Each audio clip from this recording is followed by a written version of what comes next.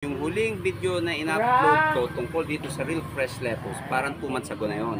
So, nakaani na ulit siya. Pangatlo na yata ito.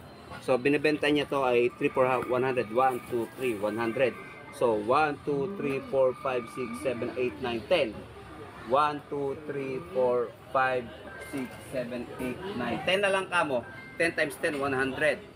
Tapos, magkano yun? O, di ba? Magkano yun? Bentahin nyo nga. So, kumita na naman siya. 100 times 10, 10,000. Pag nabenta niya ito lahat, 10,000 pesos. In just less than a month. Pwede i-negosyo ito. Let's go. Isipin mo, after a week, sold out lahat ng kanyang lettuce. Yan na naman siya. Nagtanim na naman siya ng mga binti. Saktong-sakto talaga yung bilang. Galing, oh. Ito nga pala yung sa ugat. Diyan tinatanim.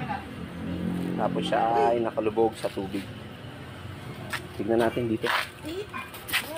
Yeah. Yun, oh.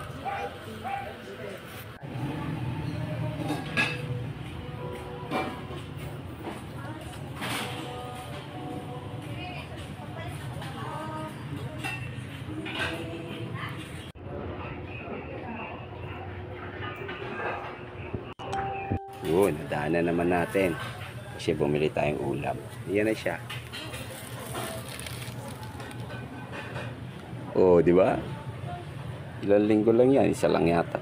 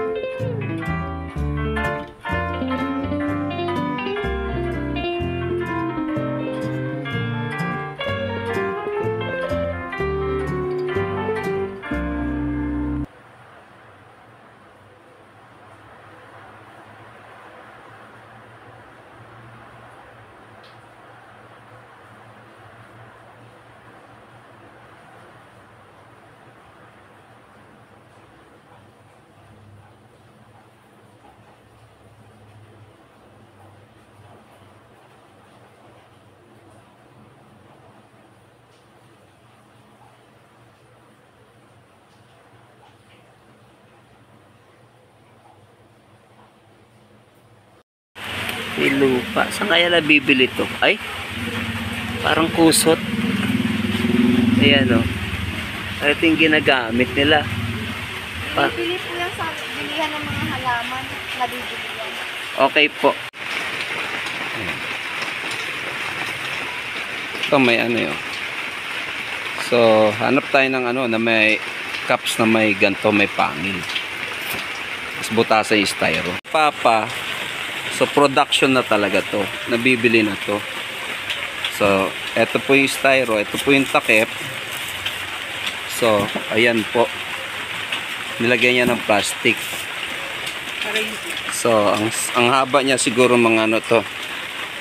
3 feet. 1, 2, 3. Ito po 1.5 feet. Tapos ito, ayan. Nasishoot na. Sakto na talaga. Tapos, ang taas niyan, yan. Siguro mga 2 inches. 2 inches. Ayan siya.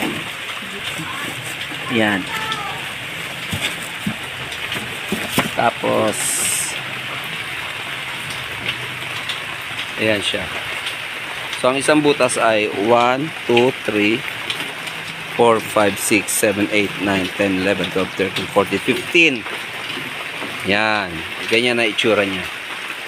So, ito yung ano, dito lumalabas yung mga ugat. And then, ayan siya. And ito yung isa. Ito. Yan. Ganda oh. Ayan. So, ito rin po. Ayan. Diba? Ayan. Nakaani na siya eh. Hindi siya nagtanim ngayon eh. So, meron siyang 1, 2, 3, 4, 5, 6, 7, 8. 8. Bali 16 cages yan. Yan.